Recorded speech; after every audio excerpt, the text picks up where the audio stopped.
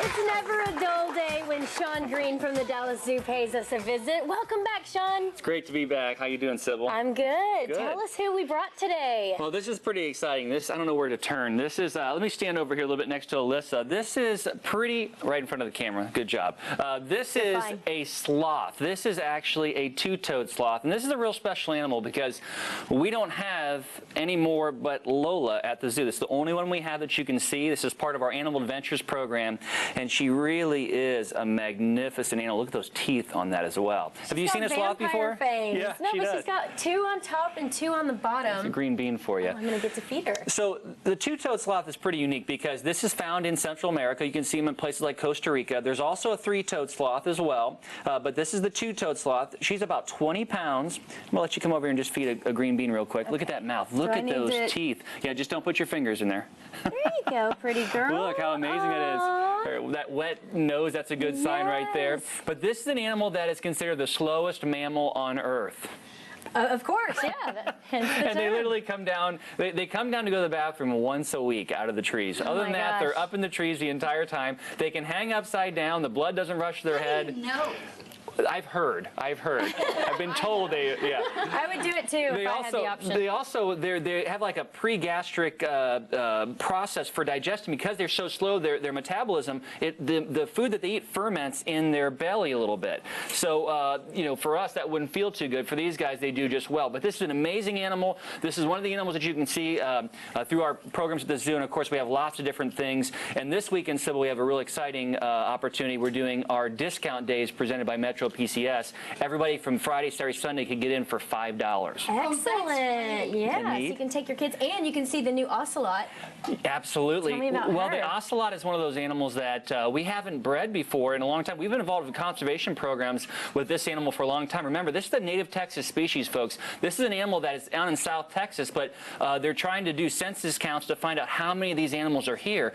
Beautiful animals. You can see the stripes and the spots. She's a little shy right now, but as she gets older, she will be coming out there on exhibit. She's out there today, although she may not be visible. We kind of let the animals dictate what they want to do as far as when they want to be seen. But I want you to feed. Can you get a partner for the sloth? It is. Alyssa and about 6 other people are their companions.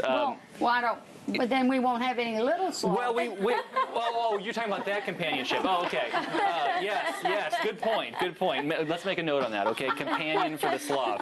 But look at her. Sybil, look at her. She's scratching her head right now. Look at that with that little hook there. Oh, don't grab. And then just give her a little bit of that food. So what is she eating? Is she just a vegetarian? Absolutely. She is strictly a vegetarian. You know, in the wild, if they come down to the ground, they'd be susceptible to jaguars.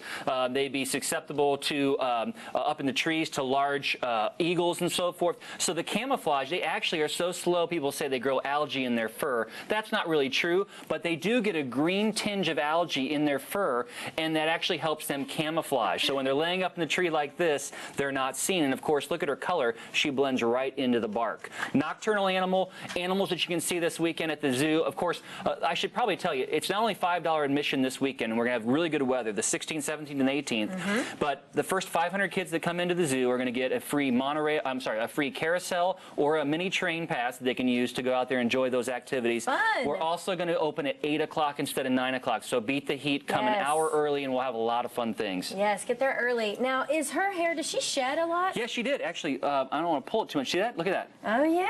And dandruff, too, a little bit. Oh, poor Lola. Can you figure out what the purpose of this animal is for? I mean, does it eat It's just part of that food chain. It actually breaks down food. It's food for other animals. At times, it's just that little link in the food chain below predators, but kind of above those lower level animals, the insects and so forth. And Sean, did you bring us another animal today? I did. Do you want to see it? Sure. Okay, do we have time to see that? Just a okay, great. Real quick.